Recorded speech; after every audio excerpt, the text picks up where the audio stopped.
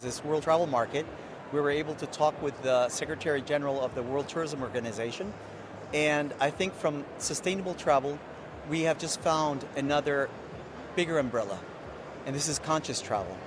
And what is this all about?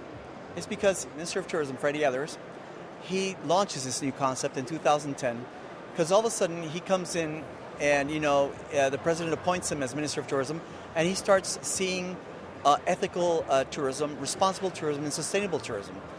And he sees that these guidelines are what you should do and what you shouldn't do in tourism. And all of a sudden he says, well, the principal reaction is the one that we all have inside, is our awareness of what we should do. Any little action, even though we are small people in the whole scheme of things, any action that we do and that we are aware of is really the action that will vibrate to the rest of the world. So what he thought is that between the awareness that all of us need to do to be responsible travelers is that we need to make a covenant between the travel agents of origin, between the travel agents of destination, between the hosts, between the consumers, to where the next step is to take. And so it's something that right now has been born as a theoretical principle. This is conscious travel. But luckily, and it's very good news for us, that the Secretary General of the World Tourism Organization has just said, yes, let's go and build the framework in Quito, in Ecuador.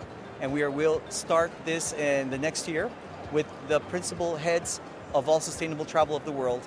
And we will come up with a new concept that we will definitely share with the world soon.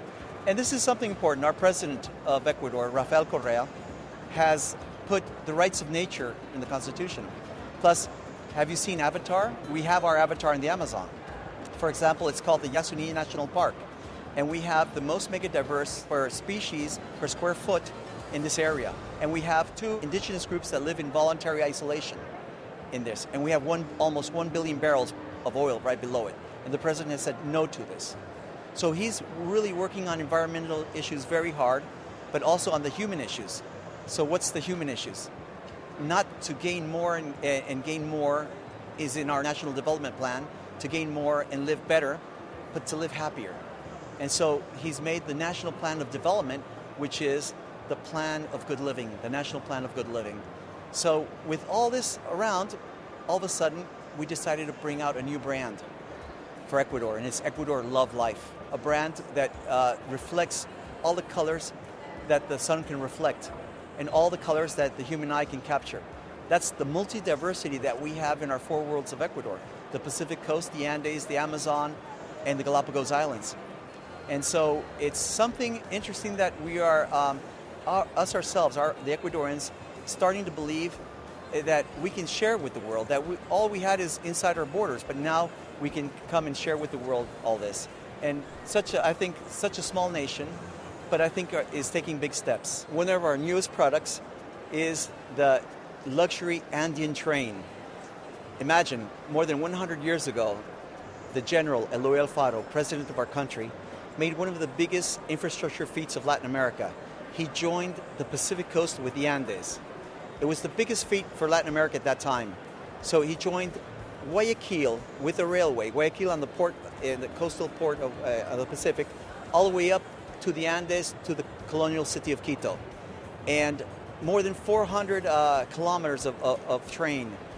And all of a sudden, he died, he passed, and all of a sudden, you had the jungle growing over the railway, you had landslides, and you also had other objects that really interrupted this train. So for many years, some of the tour operators lately were using couple of little segments that were very popular. So our new president, Rafael Correa, he decided, because he's even a direct descendant of General Eloy Alfaro, in the speech to the nation, he said one of the most strategic sectors for Ecuador and the most rapid return upon investment is tourism.